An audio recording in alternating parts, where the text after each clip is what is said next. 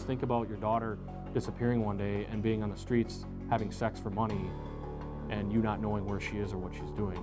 Prostitution has been around for centuries, but now law enforcement attitudes are changing. Sex trafficking is modern-day slavery. Children and young men and women forced to sell their bodies for sex face a violent alternative.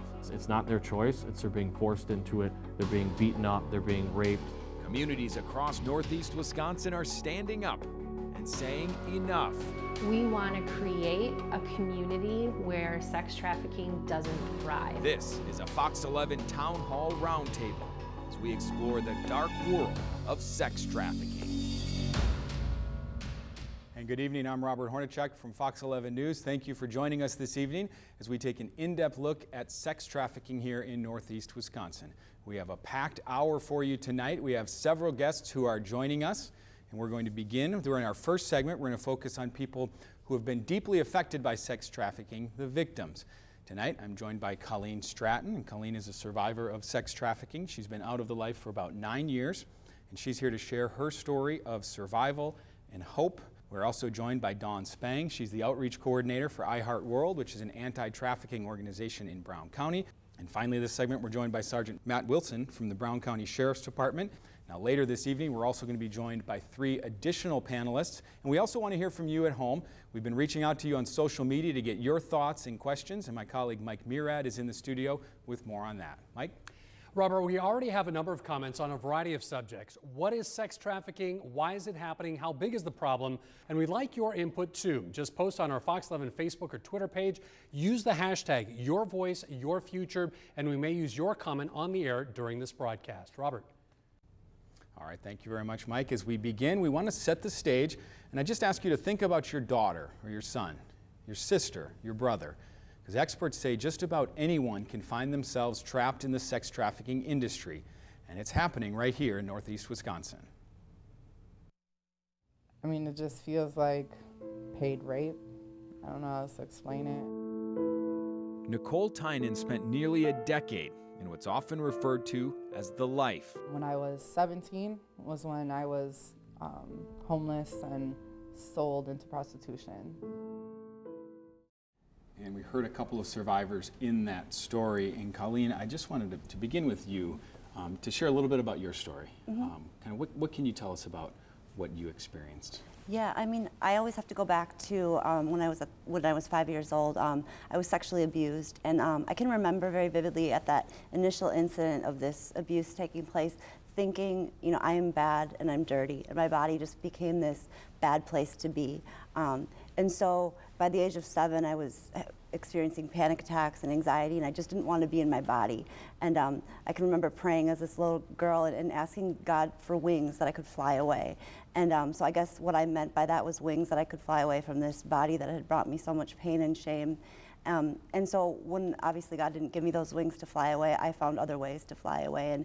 And that was me cutting myself at the age of 7, which then led to drugs and alcohol by 12, 13, and into my late teenage years. You know, the drugs and alcohol became a very regular part of my existence and made my life very unmanageable. In my early 20s, my parents had sent me to a treatment center for drugs and alcohol, thinking that this would help me and would somehow get me back on the right track of life. And so this treatment center happened to be in Florida.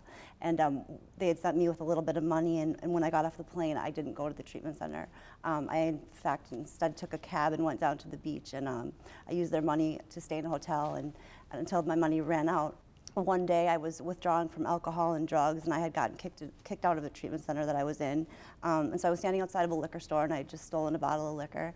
And a man was outside, and he was standing there looking at me, and he said, "Are you doing all right?" And I mean, you could have taken one look at me, and anybody would have known that I was definitely not doing all right.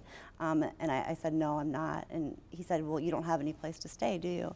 And I said, "No, I didn't." And you know, at that time, I was back on the streets. And so he said, "Well, I've got a place that you can stay. You know, I've got some people staying with me."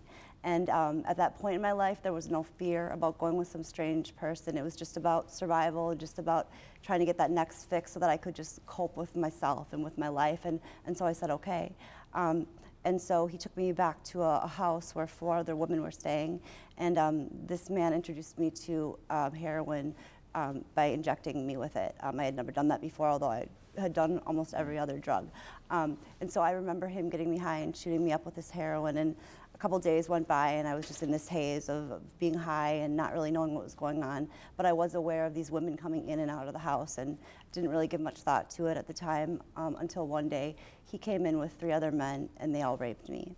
And his words to me were, you know, if you want to stay here, then there's something that you got to do to earn your stay. Nothing's free in this life, and if you want to stay here, then there's something that you got to do. And really in that moment, I mean, I just remember feeling like an animal, just like locked in these headlights, and this fear just overtook me and paralyzed me. And ultimately, I believed that I was worth nothing better than this type of life, and so I said, okay. And so that's how I began my my introduction into the life. He took me down to a strip. It's a stretch of highway in Florida called the Stroll, where the prostitutes walk. And so for me, I was trafficked in the strolls and the strips. Also at truck stops, he would take us there, and we always had to make a certain amount of money. None of that money went to us, so that money was turned over immediately to him. There was a definite quota of how much we had to make in a night in order to be picked up and taken back to the home. Was there a desire in you to get out, and what made it so difficult? I think looking back, there was always a desire, and even from a young age, I always was aware of this battle that was being fought inside me, this battle of wanting to live but wanting to die, or something wanting me to die. You know, this battle of goodness and evil, really, of lightness and dark. And so I always knew that, yes, I wanted better for my life, but did I believe that I was worth that? No. Robert, we have a couple of posts right now as far as definitions. Richard wanted to know, is sex trafficking what they used to call prostitution? We had somebody who responded along those lines too. Holly P says, do people not understand the difference? Whether it be a child or adult, being a victim of trafficking is not the same as being paid for consensual prostitution. Thanks, Mike. And Matt, I guess that's the perfect segue right into you. What do you say to people? We talked about it in the story a little bit. There's an argument some people make is, well, this is just prostitution. What's different? I think what the regular people don't understand is, yes, there are actual prostitutes out there that are working for themselves independently, and we see those in Northeast Wisconsin all day. However, the majority of the people that we're seeing are being forced into this life. For the longest time, we've been looking at them as suspects. Now we're starting to look towards them as victims by saying, hey, wait a minute. No girl wants to grow up and be a prostitute, let's be honest. I mean, that's not their dream. They don't go through high school and make little posters that say, yeah, I want to be, walking the beat at Two Below in Milwaukee or Green Bay or whatever. So we're looking at these ladies as victims and saying, how are we going to get them services and help? And welcome back to our Fox 11 Town Hall, Sex Trafficking, a roundtable discussion. I'm Robert Hornacek of Fox 11 News. In the last segment, we could hear the terms prostitution, sex trafficking, the life. No matter the name, the reality is there seems to be no shortage of people who are willing to buy and sell sex. And tonight, we go behind the scenes as police crack down on the problem by following the money. Scenes like this are playing out across Northeast Wisconsin. Men being arrested for trying to meet what they thought was a woman for sex, but it turned out to be police. We feel that there's a lot of buyers that are interested in. Lieutenant Jim Valley from the Brown County Sheriff's Department coordinated this sting in October, where police from a half-dozen agencies teamed up to take down people trying to buy sex. An undercover analyst posted an ad online, and within minutes, men were trying to meet up. While our cameras were rolling, police arrested 2 men who set up a meeting with an undercover officer. Police made a dozen arrests during the 3-day operation. If we can try to take the buyers away and educate them that this is wrong, and then maybe we can move forward and help these females not have as many buyers.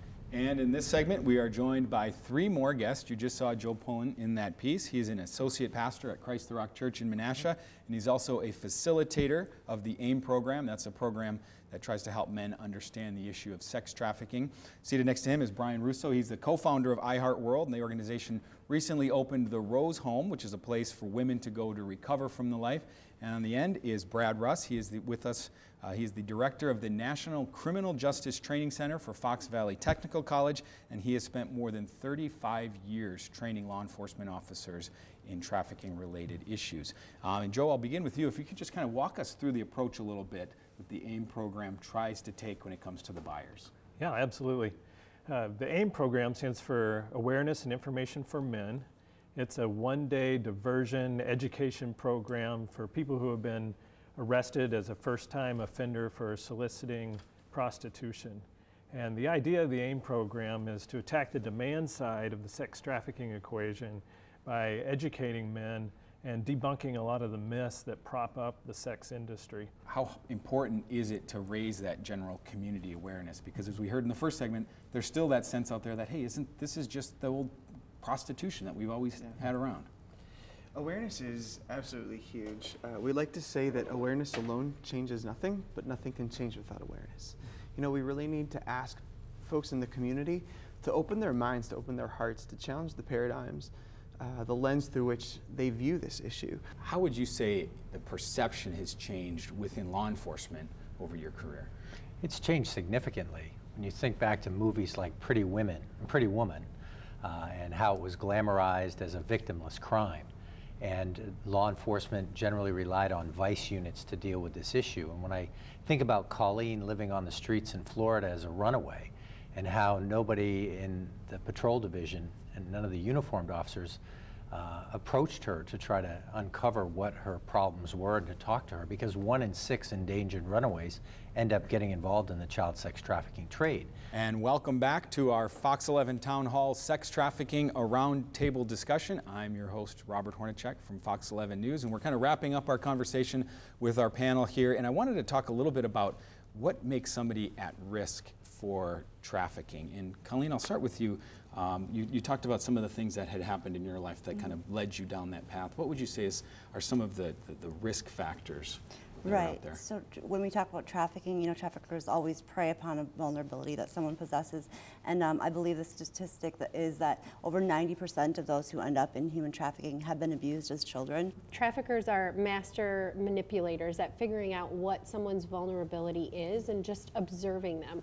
We're going to head it over to Mike Murad again for another question from social media.